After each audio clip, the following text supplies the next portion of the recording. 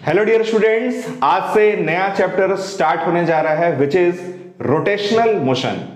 सबसे पहले मैं आपको इस चैप्टर के बारे में एक दो चीजें क्लियर कर देता हूं। पहली बात, रोटेशनल मोशन का जो चैप्टर है वो पूरे मैकेनिक्स का सबसे धाकड़ चैप्टर है, सबसे हैवी वेटेड चैप्टर है। दूसरी बात, रोटेशनल मोशन के इस चैप्टर में अभी तक हम लोगों ने जितनी भी फिजिक्स पढ़ी, चाहे उसमें वेक्टर्स के कॉन्सेप्ट्स हों, चाहे उसमें काइनेमेटिक्स के कॉन्सेप्ट्स हों, displacement, velocity, acceleration, equations of motion, चाहे फोर्स के जितने भी कॉन्सेप्ट्स आपने पढ़े हैं या फिर एनर्जी कंजर्वेशन का प्रिंसिपल पढ़ा है, सारा का सारा कॉन्सेप्ट यहां घुस जाएगा। वाकई में जब हम रोटेशनल मोशन पढ़ते हैं ना, उसके क्वेश्चन सॉल्व करते हैं ना, तब हमें लगता है कि हम फिजिक्स पढ़ रहे हैं। ऐसा चैप्टर है ये। तो अगर इस चैप्टर के बारे में एक वर्ड अगर मुझे बोलना हो तो मैं ये तो नहीं कहूंगा कि बहुत डिफिकल्ट चैप्टर है, ऑल्दो इसमें बहुत सारे स्टूडेंट्स और कई बार तो टीचर्स भी इसमें कंफ्यूज रहते हैं। एक वर्ड अगर इस चैप्टर के बारे में कहना हो तो मैं बोलूंगा कि ये सेंसेशनल चैप्टर है। ये एक ऐसा चैप्टर है जिसमें अभी तक जितना भी कुछ आपने पढ़ी है वो सारा का सारा इसमें यूज होने वाला है। तो इससे अच्छी बात क्या हो सकती है। तो आइए स्टार्ट करते हैं रोटेशनल मोशन को। मैं बहुत धीरे धीरे आराम से रोटेशनल मोशन पढ़ाऊंगा क्योंकि इसमें सबसे ज्यादा डाउट्स रहते हैं बच्चों के। तो जो भी लोग नोट्स प्रिपेयर करते हैं, एक पेन कॉपी लेके बैठें। और दो आपको मंत्र देता हूं, अगर आप रोटेशनल मोशन एकदम डीपली अच्छे से हमेशा हमेशा के लिए समझना चाहते हैं तो पहली चीज, किसी भी वीडियो को मेरी एक बार में जब आप शुरू से लेके लास्ट तक बिना स्किप किए हुए पूरे कंसंट्रेशन के साथ देखेंगे तो आपको मैक्सिमम बेनिफिट होगा। और अभी तो ये पहली वीडियो है इस रोटेशनल मोशन चैप्टर में। जितनी भी वीडियोस बनेंगी, 10 हो सकती हैं, 15 हो सकती हैं, 20 हो सकती हैं, 25 हो सकती हैं, जितनी भी वीडियोस बनेंगी उन सारी वीडियोस को जब आप देखोगे तो ऐसा हो ही नहीं सकता कि रोटेशनल मोशन का कॉन्सेप्ट आपका अनक्लियर रह जाए। So let us start with rigid body. सबसे पहला हेडिंग क्या है? Rigid body. पहली बात, कोई भी ऑब्जेक्ट रिजिड बॉडी नहीं होती। प्रैक्टिकल लाइफ में कोई भी ऑब्जेक्ट रिजिड बॉडी नहीं होता। रिजिड बॉडी का कॉन्सेप्ट फिजिक्स में एक हाइपोथेटिकल कॉन्सेप्ट है। तो रिजिड बॉडी क्या होता है, और हमें एक्चुअली में रोटेशनल मोशन रिजिड बॉडी का ही पढ़ना है। रोटेशनल मोशन किसका पढ़ना है? रिजिड बॉडी का। अब रोटेशनल मोशन रिजिड बॉडी का ही क्यों पढ़ना है ये भी क्लियर हो जाएगा आपको थोड़ी देर में। तो सबसे पहले समझते हैं कि रिजिड बॉडी क्या होती है। कोई भी ऑब्जेक्ट जिसपे चाहे कितना भी बड़ा एक्सटर्नल फोर्स क्यों ना लगा दिया जाए, अगर उसके दो पार्टिकल्स के बीच का जो सेपरेशन है वो चेंज ना हो, यानी आपने किसी भी बॉडी के भीतर दो पार्टिकल्स ले लिए, उनके बीच का जो भी सेपरेशन है अगर वो न घटे न बढ़े, चाहे हम बाहर से कितना भी बड़ा फोर्स क्यों ना लगा दें, ऐसे ऑब्जेक्ट को हम रिजिड बॉडी बोलते हैं। तो रिजिड बॉडी क्या हुआ? कोई भी ऐसा ऑब्जेक्ट जिसके दो पार्टिकल्स ए और बी के बीच का जो भी सेपरेशन है वो कभी भी किसी भी परिस्थिति में, कभी भी किसी भी सिचुएशन में चेंज ना हो, चाहे हम इस पे कितना भी बड़ा एक्सटर्नल फोर्स क्यों ना लगा दें, ऐसे ऑब्जेक्ट को हम रिजिड बॉडी बोलते हैं। यही इसका सिंपल सा कॉन्सेप्ट है, डेफिनेशन है। अब इस रिजिड बॉडी के कॉन्सेप्ट से हम छोटे छोटे क्वेश्चन सॉल्व करेंगे। ऐसे क्वेश्चन देखने में आपको लगेगा अरे कैसा सॉल्व होगा, बट रिजिड बॉडी के सिर्फ डेफिनेशन से हमने जो कॉन्सेप्ट निकालेंगे उसी कॉन्सेप्ट से उस क्वेश्चन को सॉल्व करेंगे। देखिए कैसा क्वेश्चन बन सकता है। सपोज एक रॉड है, क्या गिवन है? एक रॉड। इस रॉड को ऐसे फेंक दिया गया। फेंकने पे सपोज आपको एक फिगर बना के दे दिया गया कि ऐसे रॉड है। आपने जब इसको फेंका तो इस वाले एंड की वेलोसिटी सपोज ऐसे है और इस वाले एंड की वेलोसिटी ऐसे है। अगर इस एंड की वेलोसिटी दे दी जाए 2 मीटर पर सेकेंड, ये एंगल दे दिया जाए 60 डिग्री, और आपसे इस वाले एंड की वेलोसिटी पूछी जाए और सपोज ये एंगल दे दिया जाए 30 डिग्री, तो इस क्वेश्चन को कैसे सॉल्व करेंगे? और क्वेश्चन में ये भी गिवन है कि जो रॉड है वो कैसा रॉड है? रिजिड रॉड है। क्वेश्चन में पर्टिकुलर वर्ड यूज किया जाता है कि रिजिड रॉड का मोशन हो रहा है, और इस तरह से फिगर बना के दे दिया जाए, बस आपसे ये कह दिया जाए कि रिजिड रॉड है, इस वाले एंड की आपको वेलोसिटी कैलकुलेट करके बतानी है। तो इसमें हम रिजिड बॉडी का कॉन्सेप्ट यूज करेंगे। रिजिड बॉडी कौन सी बॉडी होती है? जिसके दो पार्टिकल्स के बीच में कभी भी सेपरेशन चेंज नहीं होता। तो अगर ये रॉड रिजिड रॉड है तो ध्यान रखना, इसके दोनों एंड्स की जो वेलोसिटी है along the length of the rod, velocity किधर लेनी है? Along the length of the rod. तो इस वेलोसिटी का अगर अलोंग लेंथ कंपोनेंट लें तो क्या आएगा? ये आएगा 2 cos 60 डिग्री। वैसे ही इसका अगर अलोंग लेंथ कंपोनेंट लेंगे तो क्या आएगा? v cos 30 degree. तो याद रखना, अगर ये रॉड रिजिड रॉड है तो दोनों एंड की वेलोसिटी अलोंग द लेंथ हमेशा सेम होगी। क्यों सेम होगी? सोचो जरा, दिमाग लगाओ, लॉजिक लगाओ। अगर इन दोनों एंड की वेलोसिटी अलोंग लेंथ सेम नहीं हुई, अगर सपोज ये वाली वेलोसिटी ज्यादा हो जाए और ये वाली वेलोसिटी कम हो जाए, it means what? It means कि ये वाला एंड ज्यादा तेजी से चल रहा है, ये वाला एंड की स्पीड कम है। इसका मतलब इन दोनों के बीच की सेपरेशन लगातार क्या होगी? बढ़ेगी। यानी ये रॉड इलोंगेट हो जाएगा, रॉड खिंच जाएगा, जो कि हो नहीं सकता, क्योंकि ये रॉड कैसा रॉड है? रिजिड रॉड है। वैसे क्या ये पॉसिबल है कि इस एंड की स्पीड कम हो और इस एंड की स्पीड ज्यादा हो? अगर इस एंड की स्पीड कम होगी और इस एंड की स्पीड ज्यादा होगी तो भी दोनों पॉइंट के बीच का जो रिलेटिव सेपरेशन है वो लगातार कम होगा, यानी रॉड की जो लेंथ है वो डिक्रीज हो जाएगी। वैसा भी पॉसिबल नहीं है।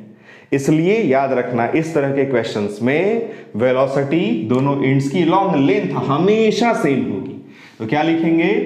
v cos 30 degree is equals to 2 cos 60 degree. यहां पे फिजिक्स का काम होता है खत्म। इसके बाद जो भी है वो मैथमेटिक्स है, वो आप सॉल्व कर लोगे, मुझे पता है, वो बताने की जरूरत नहीं है। तो इस क्वेश्चन को कैसे सॉल्व किया हमने, समझ आया? Very good. इसमें देखो एक क्वेश्चन और भी बनाया जा सकता है। ये एक वर्टिकल वॉल है और ये एक हॉरिजॉन्टल वॉल है और दोनों म्यूचुअली परपेंडिकुलर है। दोनों वॉल्स स्मूथ है। हमने यहां रखा एक रॉड, तो क्या होगा? रॉड कभी भी टिकेगा? कभी नहीं टिकेगा, ये ऐसे स्लाइड करेगा। सपोज इस एंड की वेलोसिटी है v नॉट और ये गिवन है, ये एंगल बनता है थीटा।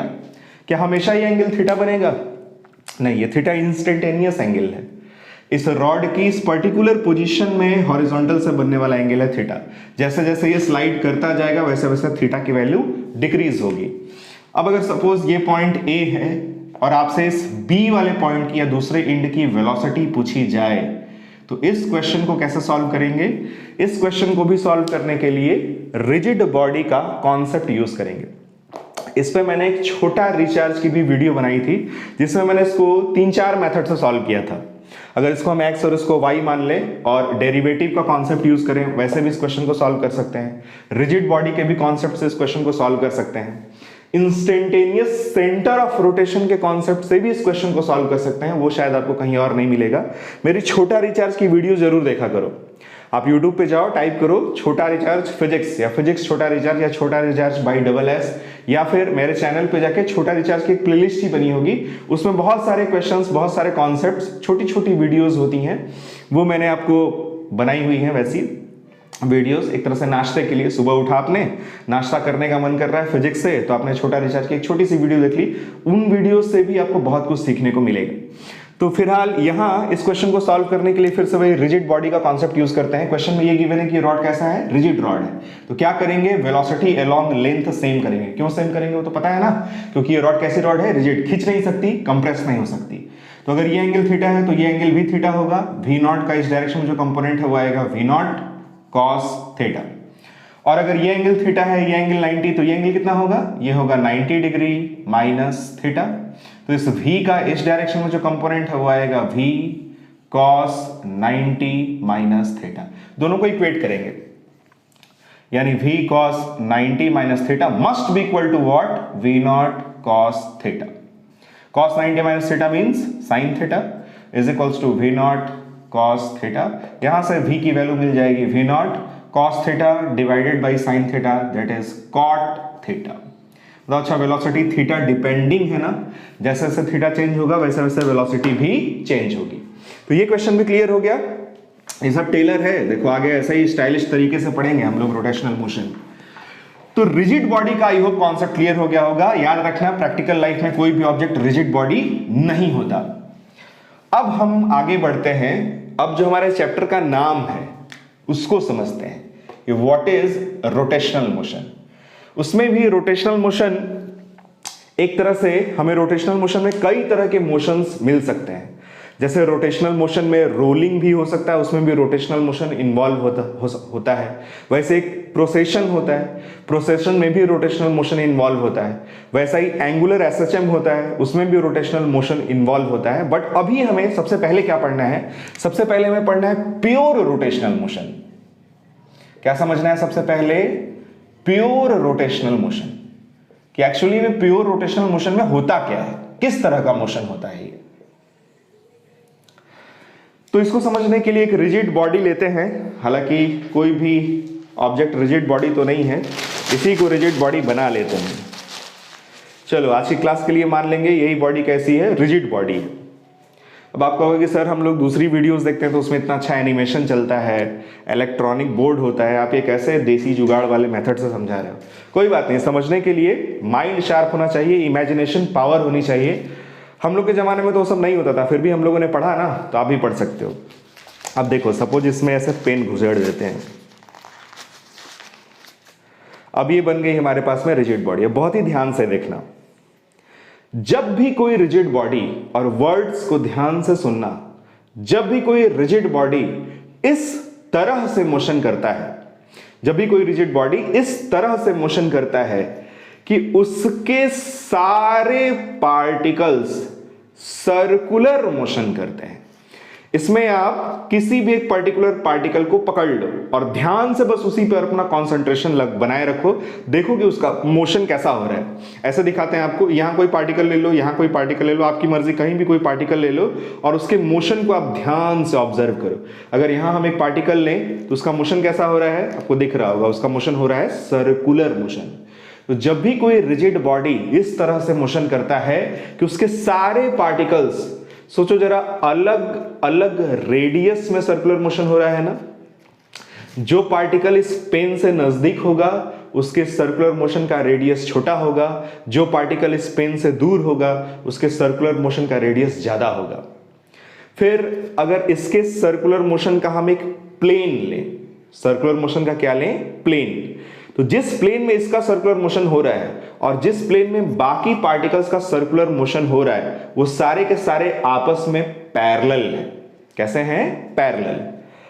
तो जब भी कोई रिजिड बॉडी इस तरह से मोशन करती है, इस तरह से मूव करती है कि उसके सारे पार्टिकल्स अलग अलग रेडियस में सर्कुलर मोशन करते हैं, तो इस तरह के मोशन को हम प्योर रोटेशनल मोशन बोलते हैं, बशर्ते उसमें कंडीशन भी छुपी हुई है। क्या कंडीशन है? अच्छा सोचो जरा, अब इसको छोड़ते हैं, आते हैं बोर्ड पे। सपोज हमने लिया ऐसे, जो अभी रिजिड बॉडी ली थी, इसमें घुसेड़ा पेन, फिर मैंने इसको इस तरह से मोशन करवाया कि इसके सारे पार्टिकल्स किस तरह का मोशन करते हुए दिखाई दिए, सर्कुलर मोशन। और मैंने क्या कहा कि सर्कुलर मोशन की रेडियस क्या होगी, अलग अलग होगी। जो पार्टिकल इस पर्टिकुलर लाइन से नजदीक होगा उसके सर्कुलर मोशन की रेडियस छोटी होगी, जो पार्टिकल इस पर्टिकुलर लाइन से दूर होगा उसके सर्कुलर मोशन की रेडियस ज्यादा होगी, और इनके सर्कुलर मोशन का जो प्लेन है वो आपस में पैरेलल होगा। इन सारे पार्टिकल के सर्कुलर मोशन का जो सेंटर होगा, वेरी वेरी इंपॉर्टेंट पॉइंट बताने जा रहे हैं, ध्यान से सुनना। इन सारे पार्टिकल के सर्कुलर मोशन का जो सेंटर होगा वो एक लाइन पर एग्जिस्ट करता है। वो कहां आता है? एक लाइन पे। इस लाइन को हम बोलते हैं एक्सिस ऑफ रोटेशन। क्या बोलते हैं? Axis of rotation. ध्यान रखना, जिस तरह से सर्कुलर मोशन में सेंटर ऑफ द सर्किल बहुत ही इंपॉर्टेंट होता था, मैंने बार बार कहा था, न्यूमेरिकल सॉल्व करने में भी सबसे पहले स्टेप में तो मैंने यही बताया था कि सर्कुलर मोशन में सेंटर कहां है, पहले तो वही फाइंड आउट करना होता है। फिर रेडियल लाइन, टेंजेंशियल लाइन बताई थी आपको। फिर मैंने कहा था कि कभी भी सर्कुलर मोशन में फोर्सेज अलोंग रेडियल लाइन कभी भी बैलेंस नहीं होते, हमेशा radially inward force radially outward force से ज्यादा होता है, तभी तो उसको घूमने के लिए नेसेसरी सेंट्रीपिटल फोर्स मिल पाएगा। वैसे ही याद रखना, जिस तरह से सर्कुलर मोशन में सेंटर इंपॉर्टेंस रखता था, वैसे ही रोटेशनल मोशन में क्या चीज इंपॉर्टेंस रखेगी, वो होगी एक्सिस ऑफ रोटेशन। कोई पूछे कि एक्सिस ऑफ रोटेशन कैसे डिफाइन करोगे, तो सारे पार्टिकल के सर्कुलर मोशन का जो सेंटर है, उसका जो लोकस है, सारे के सारे सेंटर को अगर हम ज्वाइन करें तो सारे के सारे सेंटर को ज्वाइन करने पे एक लाइन मिलती है। वही लाइन क्या होती है? Axis of rotation. तो अगर ये एक्सिस ऑफ रोटेशन फिक्स है, अगर ये एक्सिस ऑफ रोटेशन क्या है? फिक्स है, यानी एक्सिस ऑफ रोटेशन चेंज नहीं हो रहा और ना ही मूव हो रहा है, तो उस तरह का जो मोशन होगा वो प्योर रोटेशनल मोशन होगा। इस तरह का मोशन कैसा होगा? प्योर रोटेशनल मोशन होगा।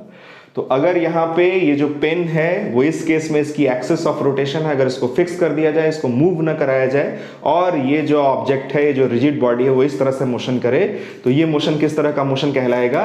ये होगा pure rotational motion. Pure rotational motion के अगर हम दूसरे एग्जांपल्स की बात करें तो सबसे सिंपल एग्जांपल है, आपके घर में जो फैन रखा हुआ है ऊपर सीलिंग से लटक रहा है, वो भी रोटेशनल मोशन का एग्जांपल है। फैन का स्विच ऑन करो, फिर देखो उसका मोशन कैसा हो रहा है। उसके जितने भी पार्टिकल्स होंगे वो सर्कल में मूव करेंगे, और जो रॉड जिससे वो फैन लटक रहा होगा वही उसके लिए एक्सिस ऑफ रोटेशन होगा। एक्सिस ऑफ रोटेशन के बारे में अभी और भी चीजें आपको बताते हैं, पहले एग्जांपल्स के बारे में बात करते हैं। तो पहला एग्जांपल कौन सा हो गया, फैन का एग्जांपल हो गया। दूसरा एग्जांपल, जो साइकिल है आपकी, साइकिल के पिछले वाले पहियों को आप स्टैंड पे लगाओ, और स्टैंड पे लगाने के बाद, यानी साइकिल आपका आगे नहीं जाना चाहिए, स्टैंड पे लगाने के बाद अगर आप पैंडल मारते हो तो आपका पहिया जो इस तरह से मोशन करता है, ये भी क्या है, प्योर रोटेशनल मोशन का एग्जांपल है। वैसे ही बचपन में शायद आपने लट्टू नचाया होगा। लट्टू भी दो तरह का होता है, मुर्गा छाप होता है कि मुर्गी छाप होता है। मुर्गी छाप वाला लट्टू स्थिर रहता है और मुर्गा छाप आवारों की तरह इधर उधर भटकता रहता है। तो उसमें जो मुर्गी छाप लट्टू है, मुर्गी छाप लट्टू का भी जो एग्जाम्पल है वो भी प्योर रोटेशनल मोशन का एग्जाम्पल है। हालांकि उसमें एक्सिस भी हल्की फुल्की ऐसे हिलती रहती है, अगर एक्सिस ऐसे हिलेगी तो उसमें और भी कुछ होगा, अभी उसके बारे में भी चर्चा करेंगे। तो जो मुर्गी छाप लट्टू का एग्जांपल है वो भी प्योर रोटेशनल मोशन का एग्जांपल है। अर्थ भी अपनी एक्सिस पे जो घूमती है वो भी जो मोशन है वो प्योर रोटेशनल मोशन का एग्जांपल है। बट अगर एक्सिस मूव होगी तो फिर रोटेशनल मोशन के साथ साथ और भी मोशन उसमें ऐड ऑन होंगे, और भी मोशन उसमें जुड़ेंगे, फिर उसके अकॉर्डिंग उनका क्लासिफिकेशन होगा, अलग अलग नाम से उन्हें बुलाया जाएगा। फिर वैसे ही आपने शक्तिमान सीरियल देखा होगा, उसमें शक्तिमान जो इस तरह से घूमता था उसका भी मोशन क्या होता था, प्योर रोटेशनल मोशन होता था। तो ये कुछ ऐसे एग्जांपल हैं जो प्योर रोटेशनल मोशन के एग्जांपल्स हैं, सिंपल एग्जांपल हैं जो आप अपने घर में अपने अगल बगल देख सकते हैं। फिर अगर इस एक्सिस ऑफ रोटेशन के बारे में बात करें तो पहली बात, एक्सिस ऑफ रोटेशन एक इमेजिनरी लाइन होती है। जरूरी नहीं कि हमेशा किसी भी रिजिड बॉडी जिसका हमें रोटेशनल मोशन करवाना है उसके बीच में से कोई हम रॉड ही घुसेड़ेंगे तो ही उस एक्सिस के अबाउट घूम पाएगा, ऐसा जरूरी नहीं है। तो ये जो एक्सिस ऑफ रोटेशन है वो एक इमेजिनरी लाइन होती है, वो एक हाइपोथेटिकल लाइन होती है। अर्थ भी तो अपनी एक्सिस पे घूम रही है, तो उसके आर पार क्या नॉर्थ पोल और साउथ पोल के बीच से क्या कोई छड़ गई है क्या, नहीं। शक्तिमान घूमता था तो क्या होता था, उसके बीच में से क्या ऊपर से नीचे तक कोई लाइन, कोई छड़ गुजरती थी, नहीं। तो ये जो एक्सिस ऑफ रोटेशन है वो एक हाइपोथेटिकल लाइन होती है, इमेजिनरी लाइन होती है। हमें पकड़ना क्या है, हमें पकड़ना यह है कि सारे पार्टिकल्स का जो सेंटर है, इनकी जो ज्वाइनिंग लाइन जिस लाइन पे बिलोंग करेगी, जिस लाइन पे आएगी, उसे हम एक्सिस ऑफ रोटेशन बोलेंगे।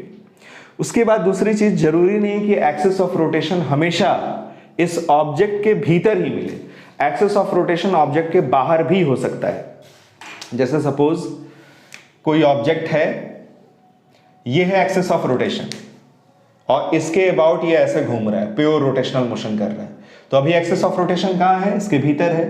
एक्सिस ऑफ रोटेशन यहां भी हो सकता है, इसके अबाउट भी ये बॉडी ऐसे घूम सकती है। तो जरूरी नहीं कि एक्सिस ऑफ रोटेशन हमेशा बॉडी के भीतर से ही होकर गुजरे, वो इस ऑब्जेक्ट के, इस बॉडी के, इस रिजिड बॉडी के बाहर भी लाई कर सकती है। तो प्योर रोटेशनल मोशन क्लियर हो गया।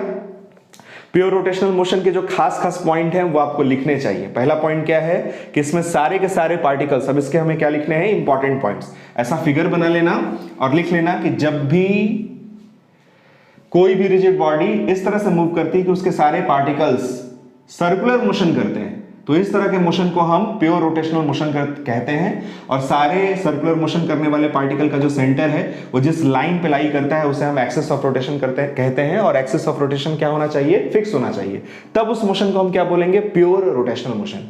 अब अगर ये एक्सिस भी मूव करेगी तो किस किस तरह का मोशन होगा उसको भी देखते हैं, बट पहले इसके इंपॉर्टेंट पॉइंट्स देखते हैं। इंपॉर्टेंट पॉइंट में नंबर 1 आप लिखोगे कि सारे पार्टिकल सर्कुलर मोशन करते हैं। पॉइंट नंबर 2 में आप लिखोगे कि सारे पार्टिकल्स जो सर्कुलर मोशन करते हैं उनकी जो रेडियाई है वो अलग अलग होती है। जो पार्टिकल इस एक्सिस ऑफ रोटेशन के पास होगा उसका रेडियाई छोटा होगा, रेडियस छोटा होगा, और जो पार्टिकल इस एक्सिस ऑफ रोटेशन से दूर होगा उसका जो रेडियस है वो ज्यादा होगा। फिर थर्ड पॉइंट में आप लिखेंगे, या सेकेंड पॉइंट में आप एक्सिस ऑफ रोटेशन के बारे में लिख लेना। पहले आप एक्सिस ऑफ रोटेशन के बारे में लिख लेना, सॉरी, एक्सिस ऑफ रोटेशन के बारे में लिखना है कि सारे पार्टिकल जो सर्कुलर मोशन करते हैं उनका सेंटर जिस लाइन पे लाई करता है उसे हम एक्सिस ऑफ रोटेशन कहते हैं।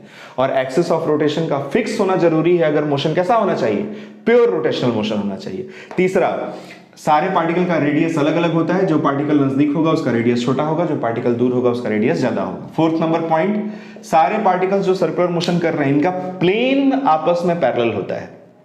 इनका प्लेन कैसा होता है, आपस में पैरेलल होता है। फिफ्थ नंबर पॉइंट, अगर सारे पार्टिकल्स जो सर्कुलर मोशन करेंगे ही करेंगे, इनका प्लेन अगर हॉरिजॉन्टल होगा तो एक्सिस ऑफ रोटेशन वर्टिकल होगा। और अगर सारे पार्टिकल्स जो सर्कुलर मोशन कर रहे हैं, अगर इनका प्लेन वर्टिकल हो तो एक्सिस ऑफ रोटेशन हॉरिजॉन्टल होगा। यानी इन जनरल हम ये कह सकते हैं कि एक्सिस ऑफ रोटेशन हमेशा सारे पॉइंट्स के सर्कुलर मोशन के प्लेन्स के जो कि आपस में पैरेलल होते हैं उनके परपेंडिकुलर होता है। अगर ये प्लेन्स कैसे होंगे, हॉरिजॉन्टल, तो एक्सिस ऑफ रोटेशन कैसा होगा, वर्टिकल। अगर ये सारे प्लेन्स वर्टिकल होंगे तो एक्सिस ऑफ रोटेशन कैसा होगा, उनके परपेंडिकुलर यानी कि हॉरिजॉन्टल। ये पॉइंट भी क्लियर हो गया। फिर जो अगला पॉइंट है यानी point number 6, this is the very very important point. ये पूरे चैप्टर भर यूज होगा, जितने भी हम फॉर्मूले का डेरिवेशन करेंगे सब जगह इसका यूज होगा। तो this is very very important point. ये इंपॉर्टेंट पॉइंट पहले भी मैंने आपको पढ़ाया है सर्कुलर मोशन में, एक बार फिर से उसकी चर्चा करते हैं। देखो, जब भी कोई ऑब्जेक्ट रोटेशनल मोशन करता है, सारे पार्टिकल्स क्या करते हैं, सर्कुलर मोशन करते हैं, इसमें कोई डाउट नहीं है। अब मैंने आपको बताया था सर्कुलर मोशन में, सपोज ये कोई रॉड है, इस पॉइंट के अबाउट आपने इसको हिंज कर दिया, यानी यहां कोई कील व्हील ठोक दी, अब ये ऐसे रोटेट कर सकता है। क्या कर सकता है, रोटेट कर सकता है। सपोज इसमें हम एक point number 1, point number 2, point number 3 consider करें, और ये अगर रोटेट करे और अब इसकी पोजीशन यहां ऐसे हो जाए, ये है इसका पोजीशन नंबर 1 और अब ये आ गया पोजीशन नंबर 2 में। तो पॉइंट नंबर 1 की पोजीशन यहां से यहां चेंज होगी। मान लो अब ये 1 से 1 डैश पे पहुंच गया, ये पहुंच गया 2 से 2 डैश पे, और ये पहुंच गया 3 से 3 डैश पे।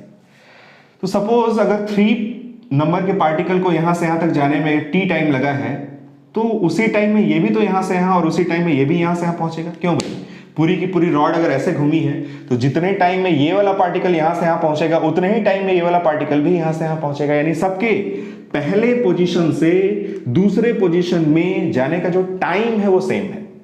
फिर सारे के सारे पार्टिकल्स का ये जो एंगुलर डिस्प्लेसमेंट थीटा है वो भी सेम होगा। अगर हम ये कहें कि पार्टिकल 1 कितना घूमा तो आप कहोगे थीटा। फिर मैं अगर आपसे पूछूं कि पार्टिकल नंबर 2 कितना घूमा तो भी आप बोलोगे कि सर थीटा ही घूमा। और अगर कहेंगे पार्टिकल 3 कितना घूमा तो भी आप कहोगे कि वो भी थीटा डिग्री ही घूमा। तो सोचो जरा, एंगुलर वेलोसिटी ओमेगा क्या होती है, ये होती है थीटा डिवाइडेड बाई टी। तो जब सबका थीटा सेम है, सबका टी सेम है, तो सबका ओमेगा भी क्या होगा, सेम होगा। तो याद रखना, यहां तो एक रिजिड बॉडी मैंने एग्जांपल में रॉड लिया था, बट कोई भी अगर 3 डायमेंशनल भी रिजिड बॉडी होगी और अगर रोटेशनल मोशन कर रहा होगा तो रोटेशनल मोशन में सारे पार्टिकल्स का आर अलग अलग हो सकता है। सारे पार्टिकल्स की सर्कुलर मोशन में जो लीनियर वेलोसिटी होती है, कौन सी velocity, linear velocity. Linear velocity का फॉर्मूला होता है v = r ओमेगा। सारे कॉन्सेप्ट्स जो हम लोगों ने सर्कुलर मोशन में पढ़े हैं वो दोबारा से यहां यूज होंगे। तो रोटेशनल मोशन की अच्छी अंडरस्टैंडिंग के लिए आपका जो बेस है वो कौन बेस प्रोवाइड करता है, सर्कुलर मोशन। तो सर्कुलर मोशन का जो चैप्टर है वो तो अच्छे से क्लियर होना ही चाहिए। तो सर्कुलर मोशन के बाद इसलिए तो रोटेशनल मोशन का ये जो चैप्टर है वो आता है। तो सर्कुलर मोशन की आई होप आपने मेरी सारी वीडियोस देखी होंगी, नहीं भी देखी तो देख लेना, और अगर कहीं और से भी आपने पढ़ा और सर्कुलर मोशन के कॉन्सेप्ट्स क्लियर हैं देन इट्स ओके। तो v = r ओमेगा का फॉर्मूला सर्कुलर मोशन में हमने पढ़ा था। यहां मैं आपको क्या बता रहा हूं कि सिंस सारे के सारे पार्टिकल्स का थीटा सेम है, t सेम है, इसलिए सभी पार्टिकल्स का जो ओमेगा होगा वो भी क्या होगा, सेम होगा। तो याद रखना, रोटेशनल मोशन में सारे पार्टिकल्स का ओमेगा यानी एंगुलर वेलोसिटी सेम होता है। हाँ, v = r ओमेगा से ओमेगा तो सबका सेम है, बट r सबका सेम नहीं है ना, r सबका क्या है, अलग अलग है। तो जो पार्टिकल इस एक्सिस ऑफ रोटेशन से सबसे ज्यादा दूरी पर होगा उसका r सबसे ज्यादा होगा, तो उसका v भी सबसे ज्यादा होगा। तो रोटेशनल मोशन में सारे पार्टिकल्स सर्कुलर मोशन करते हैं, सबका एंगुलर वेलोसिटी ओमेगा सेम होता है, very very important point, but सबकी लीनियर वेलोसिटी अलग अलग होगी। जो बाहर होगा उसका लीनियर वेलोसिटी सबसे ज्यादा होगा, जो भीतर होगा उसकी लीनियर वेलोसिटी सबसे कम होगी। सोचो जरा, इस वाले पार्टिकल की लीनियर वेलोसिटी क्या होगी, वो पार्टिकल जो एक्सिस ऑफ रोटेशन पर लाई करता है। इस पार्टिकल के लिए r की वैल्यू क्या होगी, 0। r की वैल्यू 0 होगी तो v भी 0 होगा।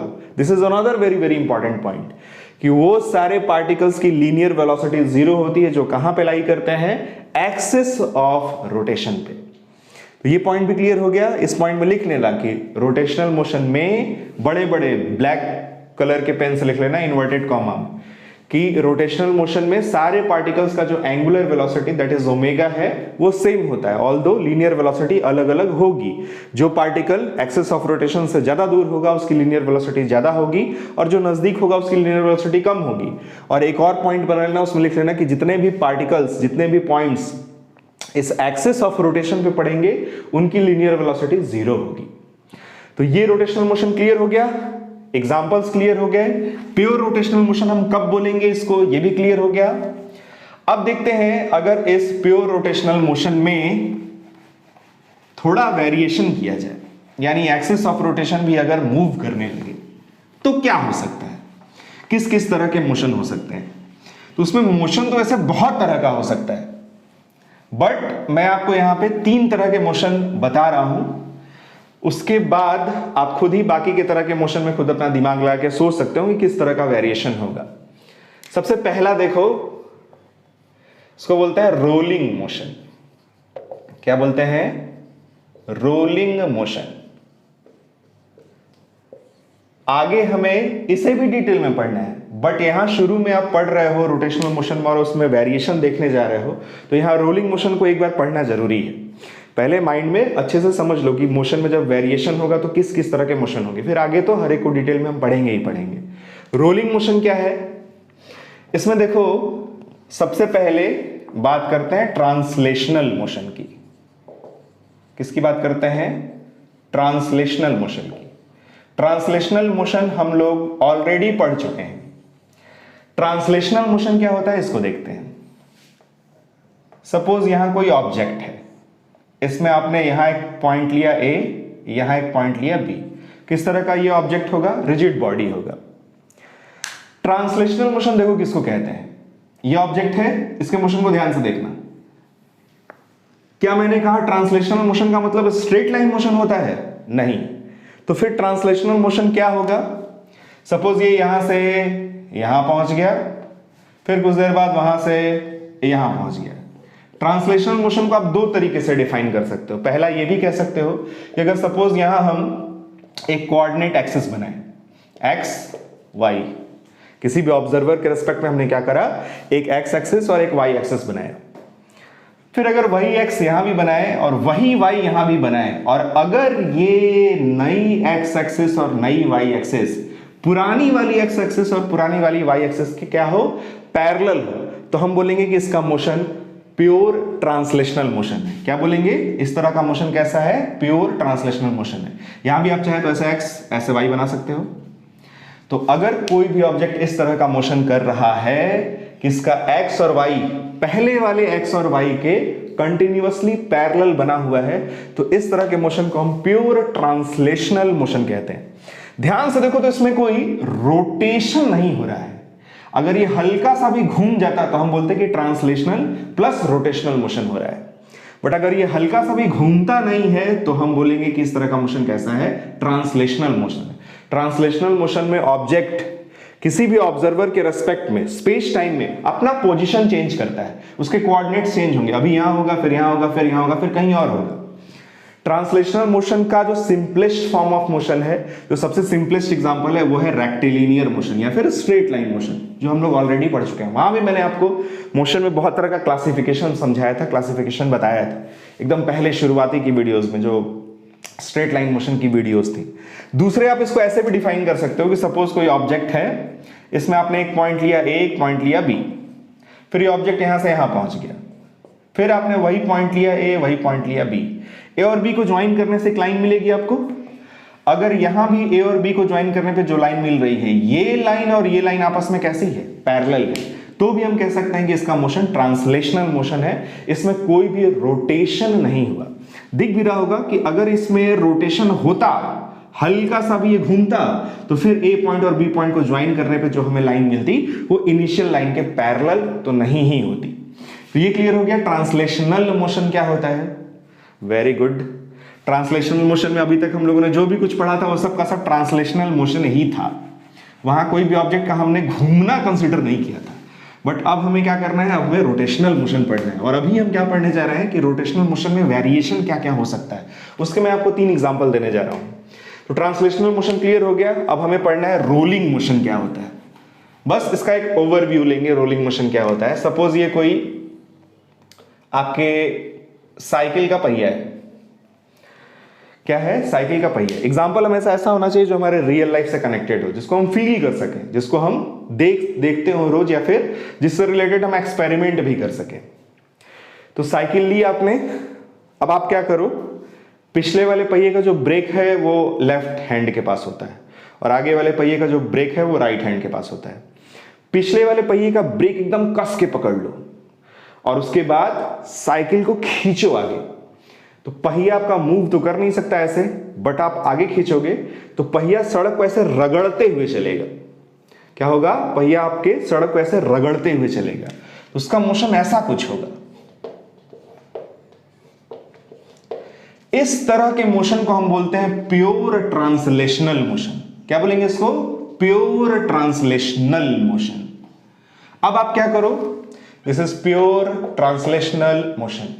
अब आप क्या करो, फिर से वही साइकिल लो, वही पहिया लो। अब आप ब्रेक को छोड़ो, पीछे वाले स्टैंड पे उस पहिए को लगा लो। पीछे वाले स्टैंड पे पहिया लग गया। अब अगर पेंडल मारा जाए तो साइकिल आगे तो नहीं बढ़ेगी, यानी ट्रांसलेशन नहीं होगा। अब क्या होगा, पहिया आपका वहीं पे घूमेगा। अब आपके पहिए का मोशन कुछ इस तरीके का होगा। इसको हम बोलेंगे प्योर रोटेशनल मोशन, जो अभी कुछ देर पहले हम लोगों ने पढ़ा था। अगर इसकी जो तीलियां हैं, इस पे हम कोई भी पार्टिकल कंसीडर करें तो उसका मोशन कैसा होगा, सर्कुलर मोशन होगा। तो ऑब्जेक्ट इस तरह से मूव कर रहा है कि सारे पार्टिकल किस तरह का मोशन कर रहे हैं, सर्कुलर मोशन। और इससे पास होने वाली जो इमेजिनरी लाइन होगी वो इसके रोटेशनल मोशन के लिए बनेगी एक्सिस ऑफ रोटेशन। अब आपको क्या करना है, अब ध्यान से देखना अगले मोशन में क्या होने वाला है। अरे यार, पहिया भी गोल नहीं बन रहा है। पहिए की साइज चेंज हो गई, उससे कोई फर्क नहीं पड़ता, मैं यहां नाप के तो नहीं रहा हूं। अब आपको क्या करना है, अब आपने स्टैंड से उस साइकिल को हटाना है। अब आराम से आप जैसे साइकिल चलाते हुए ले जाते हो वैसे साइकिल को चलाओ और अब पहिए के मोशन को ध्यान से देखो। अब आपका पहिया कुछ इस तरह से मूव करेगा, ऐसे, यानी इसमें इसका जो सेंटर ऑफ मास है वो ऐसे आगे जाएगा, ट्रांसलेशनल मोशन करेगा और पूरी बॉडी इस सेंटर ऑफ मास के अबाउट ऐसे रोटेट करेगी। तो इस तरह के मोशन में जिसका centre of mass translational motion कर रहा हो और पूरा का पूरा जो ऑब्जेक्ट है वो सेंटर ऑफ मास के अबाउट ऐसे रोटेशनल मोशन कर रहा हो, इस तरह के मोशन को हम बोलते हैं कि ये रोलिंग मोशन हो रहा है। किस तरह का मोशन हो रहा है, ये रोलिंग मोशन हो रहा है। देखो रोलिंग मोशन का यही सिंपल सा एग्जांपल है। इसका जो मोशन है किस तरह का मोशन है, रोलिंग मोशन है। आपने देखा होगा क्रिकेट में पिच को रोल करने के लिए एक रोलर यूज किया जाता है, उसका नाम ही है रोलर, क्योंकि उसको जब हम चलाते हैं तो उसका मोशन किस तरह का होता है, रोलिंग मोशन होता है। आप पॉकेट में से ₹1 का सिक्का निकालो और जमीन पे उसको ऐसे ढगरा दो तो उसका भी मोशन किस तरह का होगा, रोलिंग मोशन होगा। जितने भी पहिए हैं वो घूमते हैं, मतलब जब चलते हैं सड़क पे तो उसका मोशन किस तरह का होता है, रोलिंग मोशन होता है। कभी कभी रोलिंग में स्लाइडिंग भी हो जाती है। अगर आगे सपोज इतने दूर तक फ्रिक्शन ना हो तो ऐसे रोल करता हुआ जाएगा, फिर यहां से स्लाइड कर जाएगा, फिर आगे रोल करेगा। तो रोलिंग में भी फिर आगे बहुत सारे वेरिएशंस पॉसिबल हैं। अभी देखो हम लोगों ने कुछ पढ़ा नहीं, कोई फॉर्मूला नहीं पढ़ा, बट आपको फील हो रहा होगा कि रोटेशनल मोशन में कितनी भारी भरकम चीजें हैं। तो रोलिंग मोशन आई होप आपको क्लियर हो गया होगा। फिर देखो अगला जो मोशन रोटेशनल मोशन के साथ पॉसिबल है वो होता है, उसको हम बोलते हैं एंगुलर एसएचएम। एसएचएम मतलब सिंपल हार्मोनिक मोशन। मैकेनिक्स का लास्ट चैप्टर है, आगे मिलेगा। एसएचएम में क्या होता है, स्ट्रेट लाइन में कोई भी ऑब्जेक्ट इस तरह से मूव करता है, ओ से गया, ए से बी, बी से वापस, ऐसे ऐसे ऐसे। इस तरह के मोशन को हम बोलते हैं SHM, simple harmonic motion, straight line में होना चाहिए। अब ये रोटेशनल मोशन क्या बोला है, सपोज ये कोई डिस्क है और आपने इसको कनेक्ट कर दिया एक स्प्रिंग के साथ और यहां सरफेस कैसा है, रफ है। अगर इसको थोड़ी दूर खींचकर छोड़ा गया तो उसका मोशन ऐसे होगा, ऐसे ऐसे ऐसे ऐसे ऐसे ऐसे। इसको हम बोलते हैं एंगुलर एसएचएम। क्या बोलेंगे, एंगुलर एसएचएम। तो इसमें भी क्या हो रहा है, रोटेशनल मोशन हो रहा है या रोलिंग मोशन हो रहा है और साथ ही साथ एसएचएम भी हो रहा है। तो हमें रोटेशनल मोशन में बहुत तरह की वैरायटीज पॉसिबल हैं, बहुत तरह की वैरायटी मिल सकती है। उसमें एक वैरायटी क्या हमें देखने को मिलती है, एंगुलर एसएचएम का केस मिलता है। इसकी अपनी एक अलग दुनिया है। चाहे तो रोटेशनल मोशन पे मैं 50 वीडियोस बना सकता हूं, 2 महीने 3 महीने 4 महीने रोटेशनल मोशन ही पढ़ाया जा सकता है आपको, फिर भी रोटेशनल मोशन खत्म नहीं होगा। ये हो गया आपको एंगुलर मोशन का भी एक आइडिया मिला कि किस तरह का मोशन पॉसिबल हो सकता है इसमें। ये ऐसे आगे भी जाएगा, पीछे भी आएगा, ऐसे भी घूमेगा और इस तरह से भी घूमेगा, ऐसे ऐसे ऐसे ऐसे। फिर देखो तीसरे तरह के मोशन को बोलते हैं प्रोसेशन। प्रोसेशन क्या चीज होती है? सपोज कोई ऑब्जेक्ट है, ये उसका एक्सिस ऑफ रोटेशन है, व्हील ही मान लेते हैं, और ये इस तरह से रोटेशनल मोशन कर रहा है, यह भी इस तरह से रोटेशनल मोशन कर रहा है, और ये क्या है? ये है इसका axis of rotation. Suppose axis of rotation एक पॉइंट पे फिक्स हो, यानी ये वाला पॉइंट ए है, ये वाला पॉइंट बी है, किसका? एक्सिस ऑफ रोटेशन का। अगर इस पॉइंट को हम करते हैं फिक्स और ये वाला पॉइंट मूव करे, अब ये वाला पॉइंट ऐसे भी मूव कर सकता है, ये वाला पॉइंट सर्कल में भी मूव कर सकता है, तो इसका मोशन कैसा होगा? ऐसे घूम रहा है, फिर ऐसे जाएगा, फिर ऐसे आएगा, फिर ऐसे जाएगा, फिर ऐसे आएगा, ऐसा होगा ना। इस तरह का मोशन का आप एग्जांपल लट्टू में देख सकते हैं। लट्टू को अगर आप नचाए होंगे कभी अपनी जिंदगी में तो आपने उस समय शायद ध्यान नहीं दिया होगा, बट अब ध्यान देना कि लट्टू अगर नच रहा है तो उसका मोशन कैसा हो रहा है। उसमें जो कील होती है, उसका जो लोअर एंड है जनरली वो फिक्स रहता है। अगर वो मुर्गी छाप है तो मुर्गा छाप वाला तो बहुत खतरनाक लट्टू होता है, इधर उधर भागता रहता है, बट उसका जो ऊपर वाला एक्सिस है वो घूमता है। खास तौर पर जब घूमते घूमते लास्ट में जब उसका एंगुलर वेलोसिटी कम होने लगता है तब वो ऐसे ऐसे नाचते नाचते फिर कभी इधर जाता है, कभी इधर जाता है, कभी इधर जाता है, कभी ऐसे देखा होगा आपने। तो उसका जो ऊपर वाला एक्सिस वाला पॉइंट है वो इधर उधर शिफ्ट होता है। तो इस तरह का अगर मोशन हो रहा है जिसमें एक्सिस ऑफ रोटेशन का एक पॉइंट फिक्स है लेकिन दूसरा पॉइंट इधर उधर घूम रहा है, तो जो रोटेशनल मोशन होगा उसको हम बोलते हैं प्रोसेशन। तो रोटेशनल मोशन में और भी बहुत तरह के एग्जांपल्स पॉसिबल हैं, बट शुरू में आप डरो नहीं, इसलिए आराम से धीरे धीरे पढ़ेंगे, है ना, टेंशन नहीं लेने का, धीरे धीरे पढ़ेंगे, जो भी पढ़ेंगे बट सॉलिड पढ़ेंगे। तो रोटेशनल मोशन में इतनी चीजें क्लियर हो गई कि रोटेशनल मोशन क्या होता है, रिजिड बॉडी क्या होता है, ट्रांसलेशनल मोशन क्या होता है, रोटेशनल मोशन क्या होता है, दोनों में क्या फर्क होता है, रोटेशनल मोशन में और कौन कौन सी वैरायटीज पॉसिबल हैं। अब हमें क्या करना है? अब हम एक चार्ट बनाना है। इस चार्ट से ही आपको समझ आएगा कि रोटेशनल मोशन में अब आगे कैसे लेक्चर्स प्रोसीड होंगे, आगे हम क्या क्या पढ़ेंगे। एक तरफ ट्रांसलेशनल मोशन और एक तरफ रोटेशनल मोशन।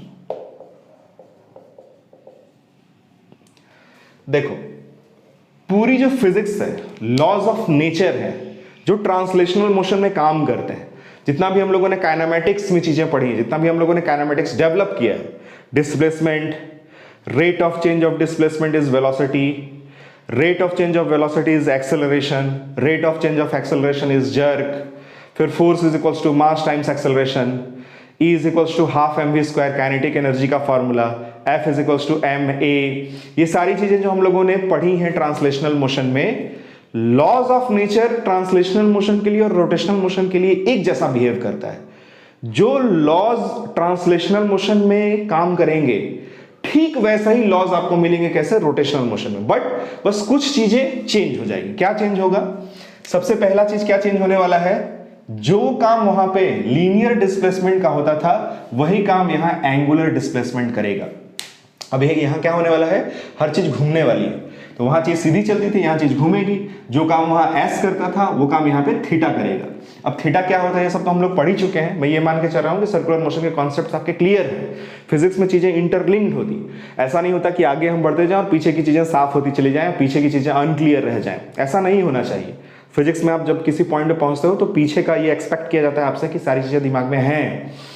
तो फिर भी मैं आपको एक एक बार बता दूंगा कि इसमें कौन सा रिलेशन कैसे आ रहा है। पहले हम लोगों ने क्या पढ़ा था, आप क्या पढ़ रहे हैं, तो आप टेंशन मत लो। पहले आप इस चार्ट को देखो।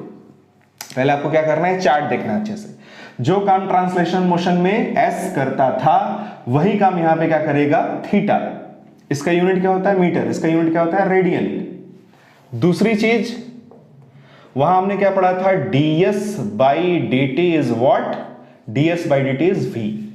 यहां हमने वैसे ही पढ़ा था d theta by D T is what? Omega. Rate of change of linear displacement with respect to time is linear velocity या वेलोसिटी। यहां rate of change of angular displacement with respect to time is what? Angular velocity, that is omega. इन दोनों में भी relation होता है। क्या होता है? s is equals to r theta. कैसा आता था? कैसे आता था? कोई भी पार्टिकल यहाँ है t इक्वल टू 0 पे, suppose t equal to t time पे ये यहाँ पहुंच गया, कितना घूमा? थीटा। रेडियस क्या है? r, ये आर्क लेंथ कितनी है? s।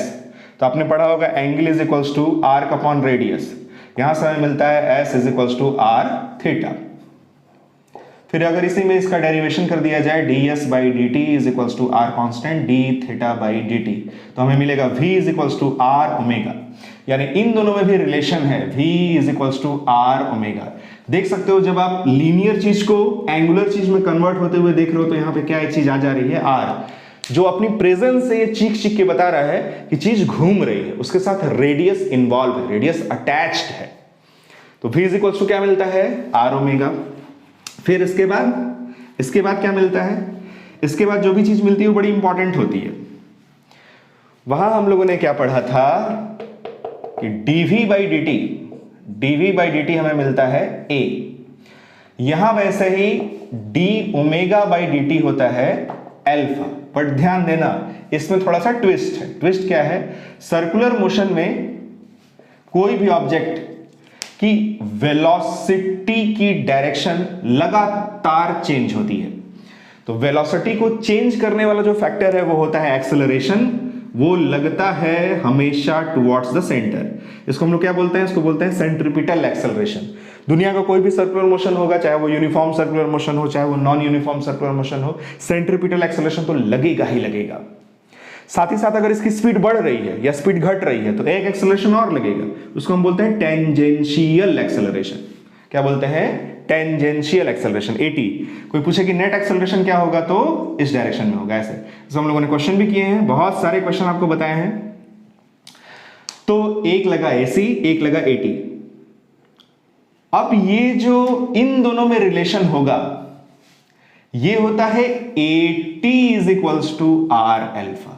ये भी मैंने डिटेल में आपको सर्कुलर मोशन में बताया था कि AT is equals to R alpha की कहानी हमें कहां देखने को मिलती है?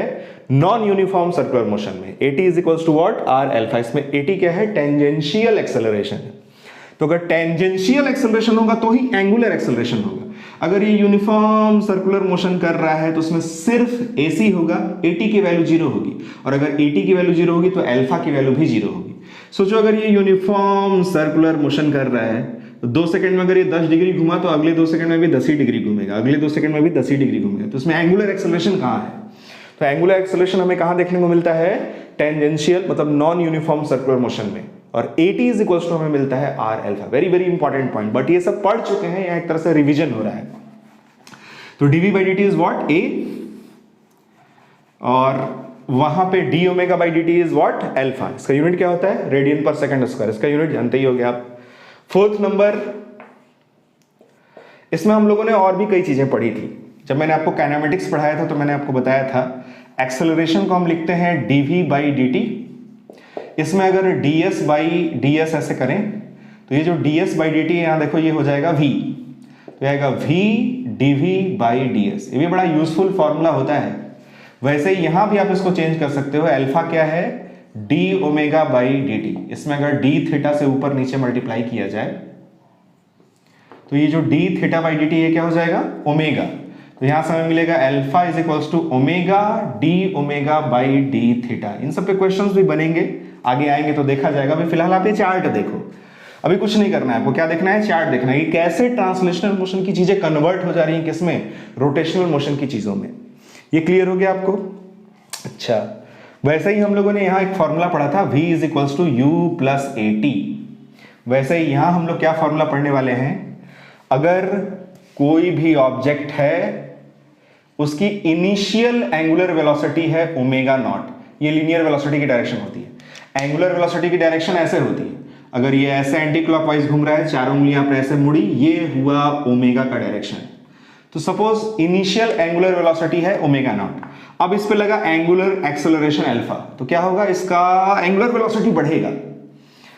तो अगर इनिशियल एंगुलर वेलोसिटी हो ओमेगा नॉट, एंगुलर एक्सेलरेशन हो अल्फा, t टाइम के बाद इसका एंगुलर वेलोसिटी बढ़कर ओमेगा हो जाए, तो सेम जैसा इक्वेशन यहां मिलता है वैसा ही इक्वेशन यहां भी मिलेगा। Omega is equals to omega not plus alpha T. जो काम v वो काम यहाँ ओमेगा, जो काम इनिशियल वेलोसिटी वही काम यहाँ इनिशियल एंगुलर वेलोसिटी, जो काम वहाँ लीनियर एक्सेलरेशन वो काम यहाँ एंगुलर एक्सेलरेशन, टाइम सेम है। फिर वैसे ही एक इक्वेशन हमें ये भी मिला था, s is equals to ut plus half at square. ठीक वैसे ही यहाँ इक्वेशन मिलेगा theta is equals to omega not t plus half alpha t square.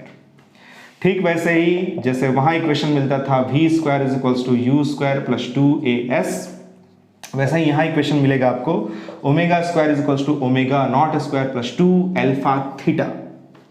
देख रहे हो कैसे इक्वेशंस ट्रांसफॉर्म हो रहे हैं। क्या ये कहा जा सकता है कि जो लॉज ऑफ नेचर यहां काम कर रहे हैं वही लॉज ऑफ नेचर यहां भी उसी फॉर्म में काम कर रहे हैं, बस जो काम यहां s करता था वही काम यहां थीटा करेगा, जो काम वहां v करता था वो काम यहां पे ओमेगा करेगा। तो ये कहानी क्लियर होगी। इसमें हम लोगों ने और भी बहुत सारी चीजें पढ़ी थी, मैंने तो आपको 6 इक्वेशंस ऑफ मोशन पढ़ाए थे, उन 6 के करस्पॉन्डिंग यहां भी आप 6 इक्वेशंस बना सकते हो, बट उतने डिटेल में नहीं जाना, मोटे मोटे तौर पर समझना कि कैसे यहां की चीजें ट्रांसलेशन वाली रोटेशनल में कन्वर्ट होती है। तो एक तो ये हो गया आपको। अब देखो इसमें सिर्फ यही चेंज नहीं होता, और भी चेंजेस होते हैं, और जो चेंजेस होंगे अभी जो अब मैं बताने वाला हूं, इसी से 2 बहुत ही इंपॉर्टेंट चीज निकालेंगे और फिर अब अगली वीडियो से उसी के अकॉर्डिंग अब हमारा रोटेशनल मोशन का कहानी आगे बढ़ेगा। तो बहुत ही ध्यान से देखना। यहां तक की कहानी तो क्लियर है, ये सब तो काइनेमेटिक्स का पार्ट था। अब हम लोगों ने ट्रांसलेशनल मोशन में बहुत सारे ऐसे फॉर्मूले पढ़े हैं जिसमें मास आता है। तो याद रखना, जो काम ट्रांसलेशनल मोशन में मास करेगा, this is very very important point. Translational motion में जो रोल मास का होता है, अभी पूछ देंगे कि क्या रोल होता है मास का, तो बस निपट जाओगे। जो रोल मास का होगा वही यहां आई का होगा। अब ये आई क्या है? ये आई है मूवमेंट ऑफ इनर्शिया। किसका मूवमेंट है ये? इनर्शिया का मूवमेंट है। इनर्शिया क्या चीज होती है? मास ही तो होता है। किसी भी ऑब्जेक्ट का जो इनर्शिया है उससे मास से ही डिफाइन किया जाता है। जिस ऑब्जेक्ट का मास जितना ज्यादा होगा उसमें इनर्शिया भी उतनी ही ज्यादा होगी, मतलब उसके स्टेट को चेंज करने के लिए हमें उतना ही बड़ा फोर्स लगाना होगा। साइकिल को मूव करना आसान है, ट्रक को मूव करना मुश्किल है, ट्रेन को मूव करना और मुश्किल है। क्यों? क्योंकि उनके मासेस ज्यादा होते जा रहे हैं। तो हमें उन्हें अगर मूव करना है, उनके स्टेट को चेंज करना है, तो हमें ज्यादा फोर्स लगाना पड़ेगा। वैसे ही जिस ऑब्जेक्ट का आई ज्यादा होगा उसे रोटेट करने के लिए उतना ही बड़ा टॉर्क लगाना पड़ेगा। अब एक नया वर्ड भी है, क्या? टॉर्क। तो मास जो ट्रांसलेशनल मोशन में होता था वो अब आपको दिखेगा किस फॉर्म में? आई के फॉर्म में। ये सबसे इंपॉर्टेंट पॉइंट है, हर चैप्टर में मैं बताता हूं कि हर चैप्टर का एक कोर कॉन्सेप्ट होता है जिसमें बाकी के कॉन्सेप्ट्स टिके होते हैं। जिस कॉन्सेप्ट को क्लियर किए बिना कभी भी आप उस चैप्टर की अंडरस्टैंडिंग डेवलप नहीं कर सकते, उनमें से ये एक है। क्या? Movement of inertia. इसको डिटेल में पढ़ेंगे शिद्दत के साथ। उसके बाद जो रोल वहां पे एफ प्ले करता है वो रोल यहां पे टॉर्क प्ले करेगा। यह है टाउ, टाउ, और यह है क्या? टॉर्क। टॉर्क क्या है? फोर्स का रोटेशनल इफेक्ट है या मूवमेंट ऑफ फोर्स है। जैसे मूवमेंट ऑफ इनर्शिया आई हो गया, वैसे ही मूवमेंट ऑफ फोर्स क्या बन जाएगा? टॉर्क बन जाएगा। पढ़ेंगे, सारी चीजों को डिटेल में पढ़ेंगे। अभी तो ये इंट्रोडक्टरी क्लास है। एफ चेंज हो जाएगा किसमें? टॉर्क में। उसके बाद आपने पढ़ा होगा E is equals to half M V square. ये होता है ट्रांसलेशनल काइनेटिक एनर्जी या सिंपली काइनेटिक एनर्जी। अगर कोई m मास का ऑब्जेक्ट है, v स्पीड से चल रहा है, तो हम बोलते हैं उसमें एक एनर्जी है। कौन सी एनर्जी? Kinetic energy. उसका फॉर्मूला क्या होता है? Half M V square. इसमें ध्यान देना, v स्पीड है। काइनेटिक एनर्जी तभी चेंज होगी जब स्पीड चेंज होगी। ठीक वैसे ही यहां सोचो जरा, क्या फॉर्मूला मिलना चाहिए? क्या फॉर्मूला मिलना चाहिए? अनुमान लगाओ क्या हो जाएगा। अगर कोई ऑब्जेक्ट ऐसे घूम रहा है, जैसे कृष्ण का सुदर्शन चक्र घूम रहा है, तो उसकी रोटेशनल काइनेटिक एनर्जी होगी। वो क्या होगी? हाफ एम की जगह क्या आ जाएगा? आई। वी की जगह क्या आ जाएगा? Omega. Half I omega square. तो अगर कृष्ण का सुदर्शन चक्र है, वो उनके उंगली वाली एक्सिस पे अगर ओमेगा से घूम रहा है, तो उसका रोटेशनल काइनेटिक एनर्जी होगा कितना? होगा हाफ आई ओमेगा स्क्वायर। समझ गए? वैसे ही हमने एक फॉर्मूला पढ़ा था वहां, P is equals to M V. इसको बोलते हैं लीनियर मोमेंटम। फिजिक्स में बहुत ही इंपॉर्टेंट क्वांटिटी होती है ये। इसका नाम क्या है, लीनियर मोमेंटम। वैसे ही यहां हमें एक पढ़ने को मिलेगा, इसको बोलते हैं एंगुलर मोमेंटम। कुछ बुक में एल लिखा होता है, कुछ बुक में जे भी लिखा होता है, हम एल ही लेके चलेंगे। L इज इक्वल्स टू, सोचो जरा ये क्या कन्वर्ट होगा, कैसा फॉर्मूला बनेगा, m की जगह आएगा I और v की जगह आएगा omega. L is equals to I omega. फिर ये भी होता है dp by dt is equals to what, f external. Rate of change of linear momentum with respect to time is what, उस ऑब्जेक्ट पे लगने वाला नेट एक्सटर्नल फोर्स। अरे यही तो होता है न्यूटन सेकंड लॉ। इसी को सॉल्व करने पे f external is equals to m into a मिलता है। पता ही नहीं तुम्हें, न्यूटन्स लॉज ऑफ मोशन वाली वीडियोस नहीं देखी? खैर, dp by dt is equals to f external, जैसे वहां मिलता है वैसे ही सोचो यहाँ क्या मिलेगा, dl by dt is equals to tau external. फिर यहाँ हम लोगों ने पढ़ा था if f external is equals to what, 0। अगर ये चीज 0 होगी तो dp बाई dt 0 होगा, इट मींस p कांस्टेंट होगा। अरे कांस्टेंट का ही तो रेट ऑफ चेंज 0 होता है, अपने कैलकुलस में पढ़ा होगा। या ऐसा भी करो, dp by dt is equals to अगर 0 हो जाता है तो यहां से dp की वैल्यू हमें मिलेगी 0। dp means what, delta p, p2 minus p1।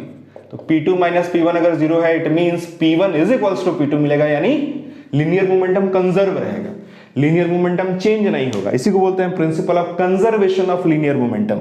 So if f external is 0 then P1 is equals to हमें मिलता है P2, या P is equals to constant. ठीक वैसा ही सोचो यहां भी क्या एक लॉ नहीं मिलेगा, इफ टाउ एक्सटर्नल क्या हो जाए, 0 हो जाए, तो टाउ एक्सटर्नल 0 होगा तो L इज इक्वल्स टू हमें मिलेगा कांस्टेंट। इसको बोलते हैं principle of conservation of angular momentum. सभी पे अब वीडियोस बनेंगी, इस पे कई सारी वीडियोस बनानी होंगी, इस पे भी 1-2 वीडियोस बनानी होंगी, हर एक पे कम से कम एक वीडियो तो होगी ही होगी, और एक से ज्यादा वीडियो भी बनानी पड़ेगी, क्योंकि सारे कॉन्सेप्ट्स को अगर इन्वॉल्व करना है तो आज की क्लास एक इंट्रोडक्टरी क्लास थी। आज की क्लास में मैं यहीं छोड़ देता हूं। अब कल से हम लोग पढ़ेंगे, मतलब अगली टर्म से पढ़ेंगे, अगले लेक्चर से पढ़ेंगे ये, यानी अगला जो लेक्चर होने वाला है वो किस पे होने वाला है, टॉर्क पे। पहले ये सीखेंगे कि फोर्स लगने पे कैसे वो ऑब्जेक्ट को घुमाता है, घुमाएगा तो ही एंगुलर एक्सेलरेशन प्रोड्यूस होगा, एंगुलर एक्सेलरेशन प्रोड्यूस होगा तो ही इक्वेशन ऑफ रोटेशनल मोशन लगेंगे। फिर उसके बाद ये पढ़ेंगे और उसके बाद फिर इस चैप्टर की गहराई में उतरेंगे और अन्य चीजों को पढ़ेंगे। तो आज के चैप्टर को अगर सम अप किया जाए तो क्या है, सबसे पहले हम लोगों ने क्या पढ़ा कि रिजिड बॉडी क्या होता है। अच्छा, मैंने ये तो बताया नहीं कि रिजिड बॉडी का ही रोटेशनल मोशन क्यों होता है। देखो, जब भी कोई ऑब्जेक्ट रोटेशनल मोशन करेगा तो अभी आपने क्या पढ़ा कि सारे पार्टिकल सर्कल में घूमते हैं। अच्छा, सर्कल में घूमने पे सेंट्रीफ्यूगल फोर्स लगता है, तो अगर ये बहुत तेजी से घूमेगा ना तो इसके सारे पार्टिकल्स पे ऐसे सेंट्रीफ्यूगेशन काम करेगा।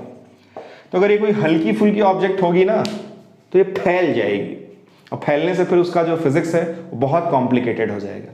जैसे मैं एक छोटा सा एग्जांपल देता हूं, घर के अगल बगल अगर कहीं गार्डन वगैरह होगा या कुछ होगा तो एक पौधे को कबाड़ना, पौधे को आपने कबाड़ा, यहां है उसकी जड़ में मिट्टी लगी हुई है।